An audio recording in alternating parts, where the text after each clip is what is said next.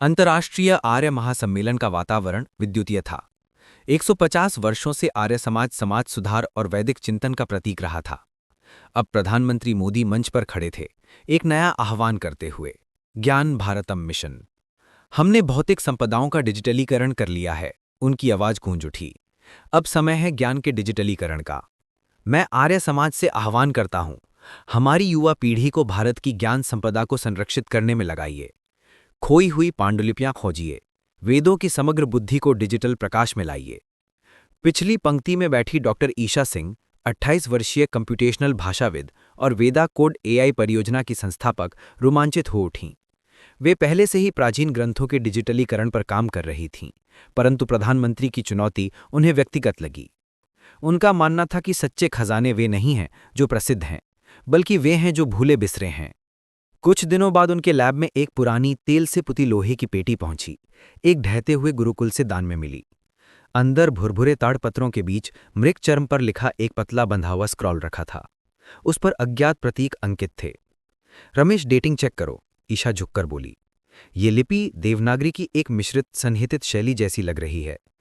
देखो ये वाटरमार्क 19वीं सदी के उत्तरार्ध का प्रतीक होता है, ठीक उस काल का जब स्वामी दयानंद सरस्वती ने आर्य समाज की स्थापना की थी।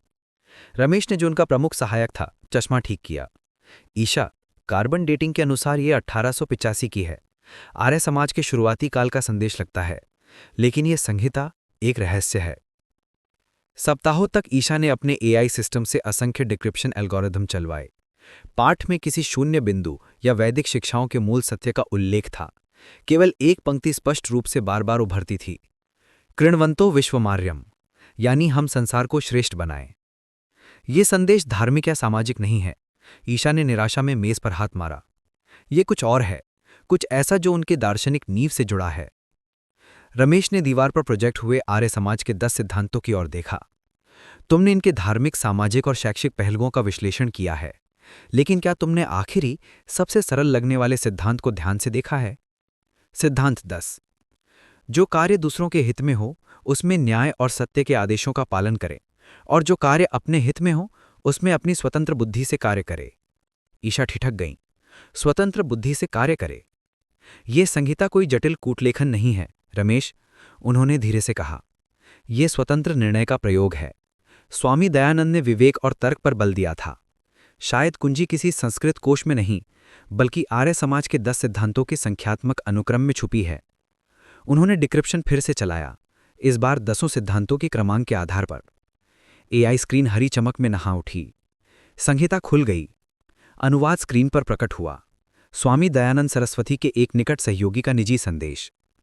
वेदों की ओर लौटने का अर्थ पीछे जाना नहीं, बल्कि नवीनीकरण है। शून्य बिंदु वो सत्य है जिसे विज्ञान और धर्म दोनों खोजते हैं, सतत जीवन और आध्यात्मिक कल्याण। मिशन को पूरा करने के लिए आकाश की ओर देखो, अतीत की ओर नहीं। वेद भविष्य का आह्वान है।